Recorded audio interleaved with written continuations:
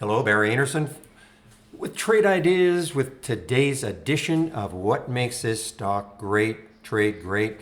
Not so much what's making this great, guys, but I want to draw your attention to IRBT. This is iRobot. So if you're in the room on Friday, notice this is the Friday daily candle, and it had a huge move up because there was a rumor. This has been going on for a long time, though, that the European Union was going to accept Amazon's buy of iRobot. Okay, so that was the rumor. Seemed to be pretty genuine, and had the deal gone through, it looked like it would be done at around $51. So I was saying in the room on Friday, okay, first of all, it is iRobot didn't say that, Amazon didn't say that, even the European Union didn't say that.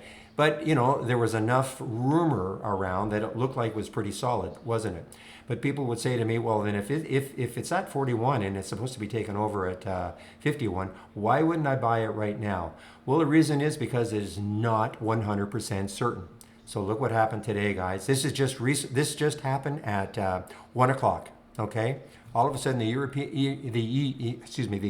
Union comes out and says, "Wait a minute, we're not so sure that this is a good idea." Okay, that competition might be stifled. So we're not so sure that we're going to allow this to happen. And so look what happened. Imagine if you put a bunch of money into this and thinking that it was going to up to 51 to the buyout price, and now you're sitting 41, and that got all the way down to 31, like a $10 drop. So that's all I'm saying is, like, you cannot believe everything you read till it's done. It is not done. All right, everybody. Hope everybody had a great Thanksgiving holiday. I'll open the room tomorrow at 8 o'clock. It's not 8 o'clock, but 9 o'clock. Have a great evening, and we'll see you tomorrow. Bye-bye.